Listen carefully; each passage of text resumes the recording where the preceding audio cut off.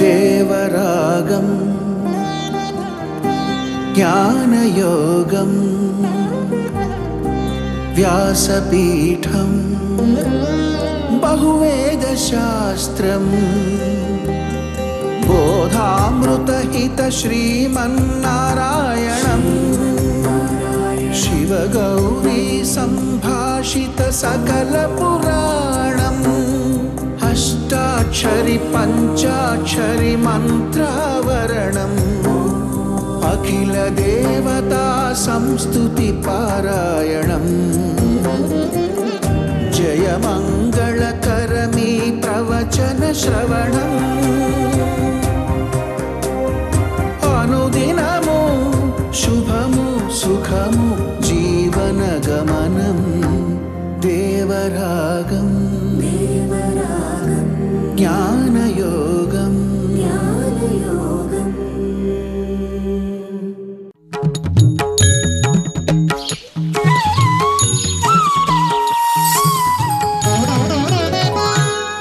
ఆపదామపహర్తారం దాతారం సర్వసంపదాం లోకాభిరామం శ్రీరామం భూయో భూయో నమామ్యహం.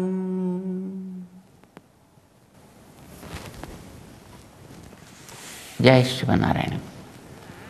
ప్రియ భగవద్బంధువులారా, ఇంతవరకు భగవద్గీత 7వ శ్లోకం దాకా ఇవన్నీ లోపల నేనుంటే వాటి వాటి స్థితిలో అవి ఉంటున్నాయి, వాటి వాటి గతులు అలా సాగుతున్నాయి. ఏవన్నీ? చేతనాలు కానీ అచేతనాలు కానీ. చేతనాలంటే జీవులు, అచేతనాలంటే సత్వ రజస్ తమస్ అనే 3 గుణాలతోటి ఎన్నో రకాలుగా ఉండేటువంటి ఈ ప్రకృతి అంతా కూడా దీని అచేతనము అని అంటాం. ఈ చేతన అచేతన సముదాయం వీటన్నిటికి కలిపి మఠం భూతములు అని పేరు పెట్టాడు. ఈ భూతములన్నీ కూడా నేను లోపలుంటేనే అవి అలా నిలబడి ఉంటాయి, ఉన్నాయి కూడా. దానికి ఒక దృష్టాంతాన్ని చూపించాడు 7వ శ్లోకంలో. ఏంటది? సూత్రే మణిగణ ఇవ అని చెప్పాడు ఆయన. సూత్రే ఒక దారం మీద ఆధారపడ్డటువంటి రకరకాల పూసలలాగా, మణులతోటి అంటే పూసలతో తయారు చేసినటువంటి మాలల్ని మనం చూస్తుంటాం. మామూలుగా కట్టే పువ్వులతో కట్టిన మాలల్ని కూడా మనం చూస్తుంటాం.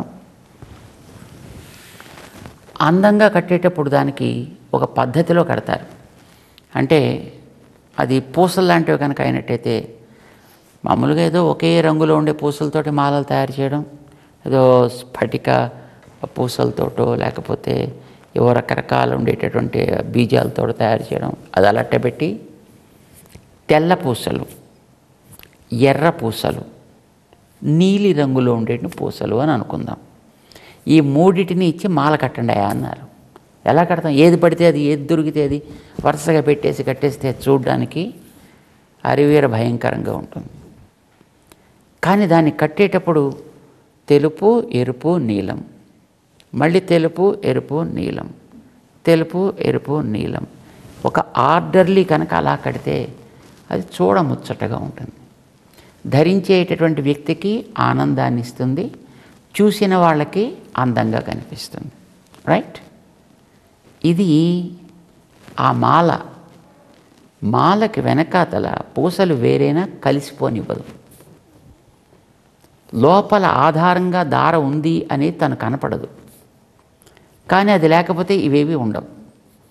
ఏ పూసలు కూడా ఒక ఆర్డర్లో ఉండవు కదా. కనుక ఆధారం అయి ఉంటుంది, వాటిని నిలబెట్టుంటుంది, వాటి గొప్పతనాన్ని అది అందరికీ తెలిసేట్టు చేస్తుంది. తను మాత్రం సైలెంట్గా లోపల ఉంటుంది. తను లేకపోతే అసలు అదే ఉండనే ఉండదు.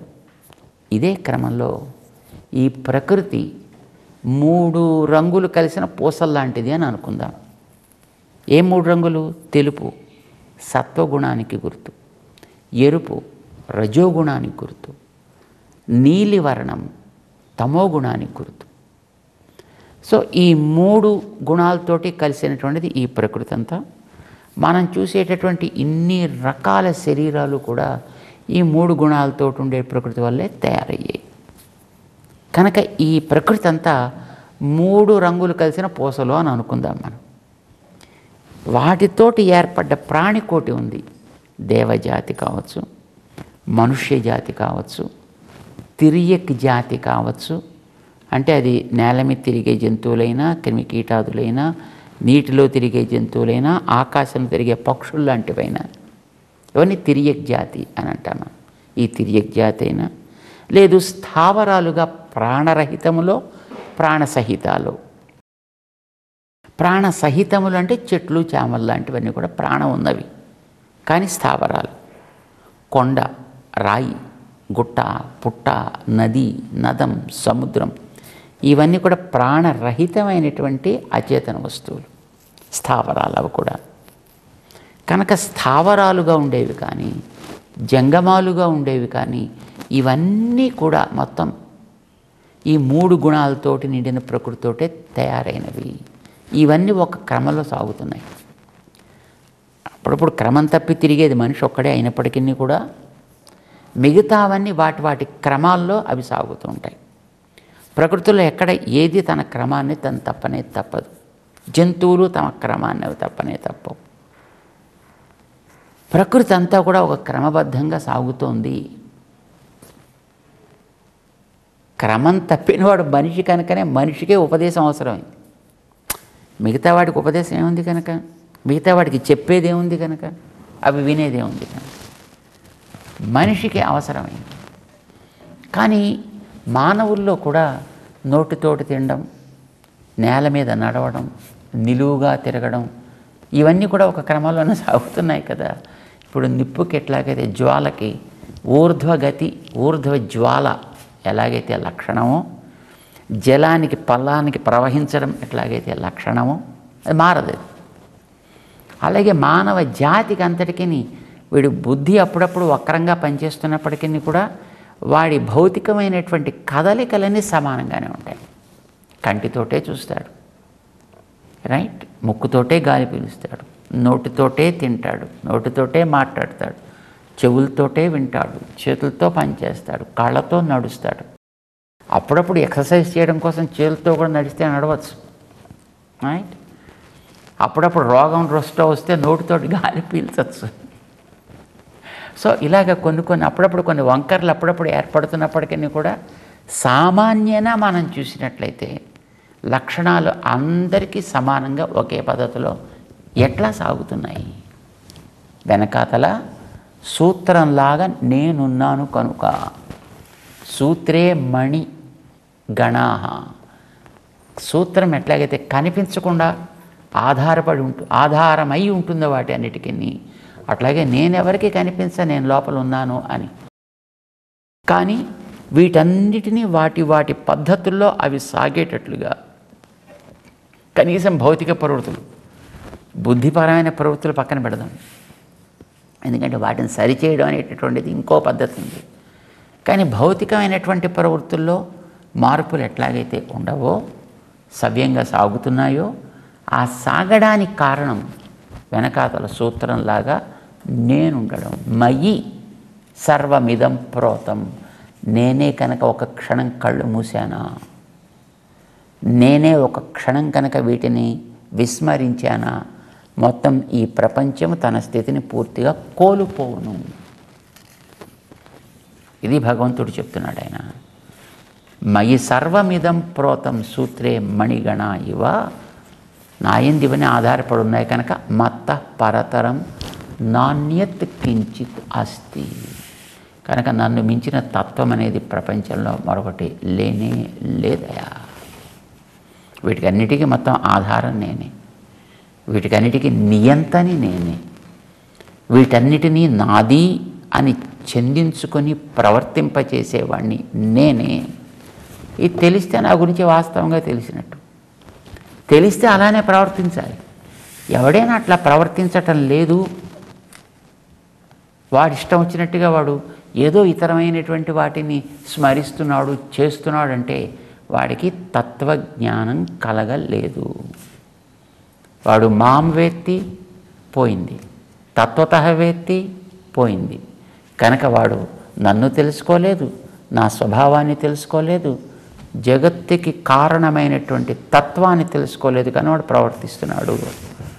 గోడలోంచి మొక్క వచ్చిందనుకోండి, దాన్ని పీకాలి అని ఆకుల్ని కనుక వాడు పీకేసి కొమ్మని కట్ చేసేస్తే వాడెంత బుద్ధిహీనుడవుతాడో. ఏమవుతుంది దానివల్ల? వెనకాతలు ఉండేటువంటి వేళ్ళు మరింతగా మరింతగా మరింతగా లోపలికి పోయి పాక్కుంటూ పోయి గోడనే మొత్తం చీల్చి పారవేస్తాయి. బుద్ధిమంతుడైతే ఏం చేయాలి?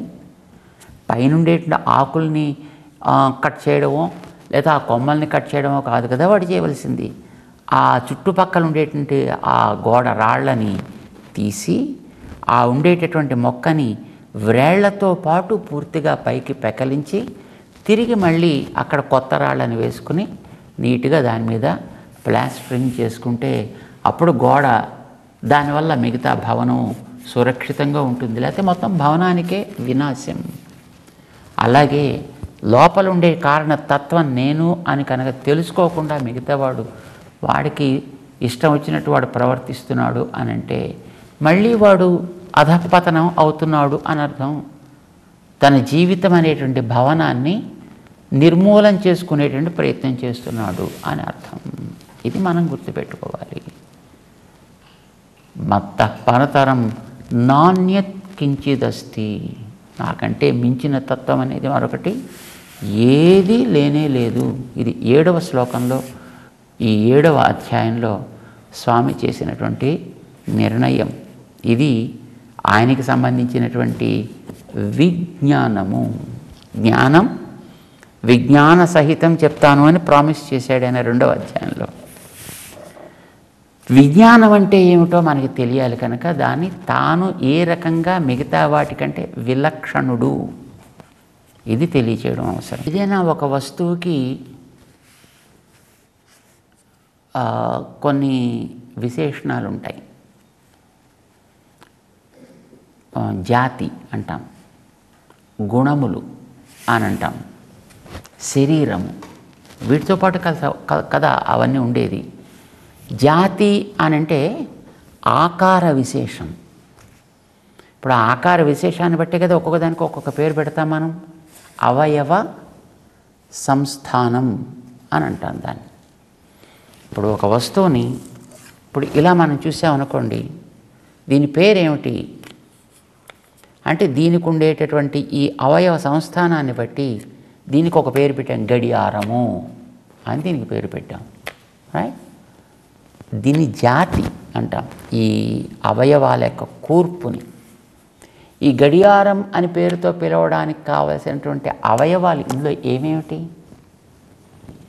ఒకటి గంటలు చూపించడం, నిమిషాలు చూపించడం, సెకండ్లు చూపించడం, ఇంకా ఓపిక ఉంటే నెలలు చూపించడం, తేదీలు చూపించడం, వారాలు చూపించడం, ఇంకా దాంట్లో ఇంకా విలక్షణత ఉంటే దాంట్లో ఎంత వేడి ఉందో వాతావరణంలో ఆ హీట్ని చూపించడం. సో ఇలాంటివన్నీ ఉంటాయి దాంట్లో. రైట్?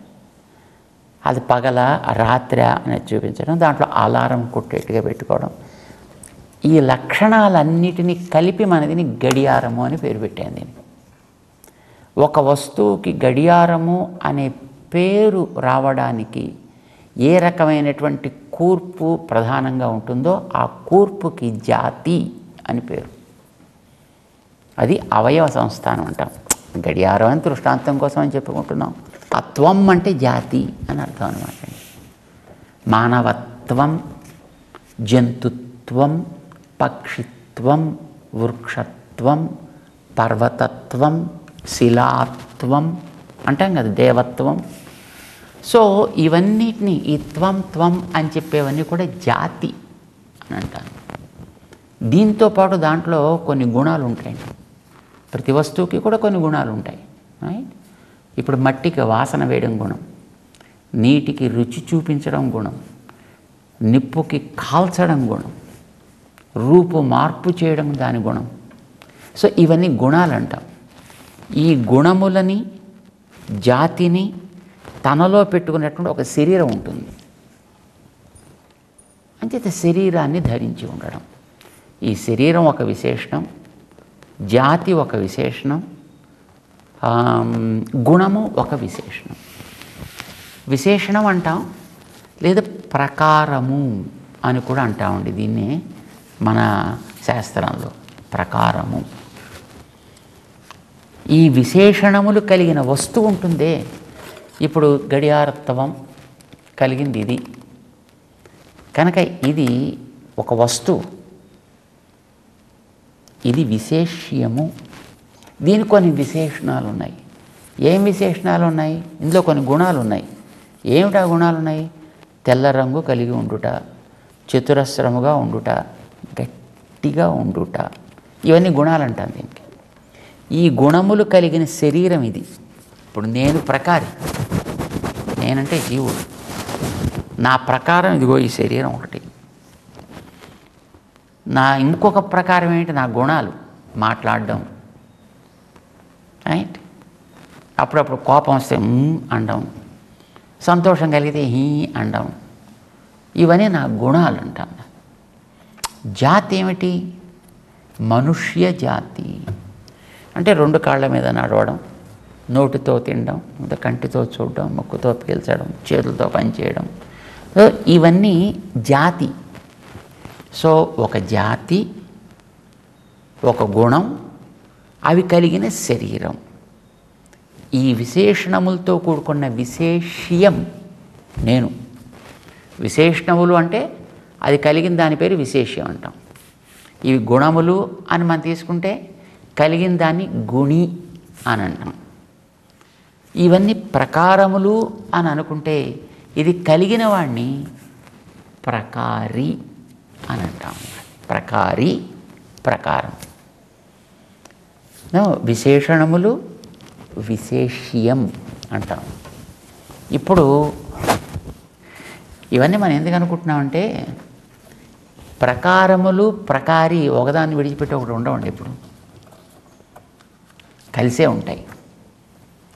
విడిగా చూడ్డానికి కానీ విడిగా పట్టుకు తీయడానికి కానీ పనికిరావు. ఇప్పుడు నాలో మనుష్యత్వం ఉంది. ఏమండి ఈ మనుష్యత్వాన్ని కాసేపు నాలో బయటికి తీసుకొస్తాను, కాసేపు కడిగేసి శుభ్రంగా 2 సార్లు ఉతికేసి పట్టుకొస్తానండి. ఎవరిని మనుష్యత్వాన్ని తీసుకెడతానంటే వస్తుంది ఇంట్లోంచి? రాదు. సో ఈ శరీరాన్ని కాసేపు అలా తీసుకెళ్ళి దాన్ని ఏదో చేసి తీసుకొద్దామంటే తీసుకెళ్ళచ్చు, మళ్ళీ తిరిగి రావడం అనేది ఉండదు. కనుక ఈ ప్రకారములు ప్రకారి ఎప్పుడు కలిసే ఉంటాయి. అన్నీ వేరే, దేనికి అది వేరే.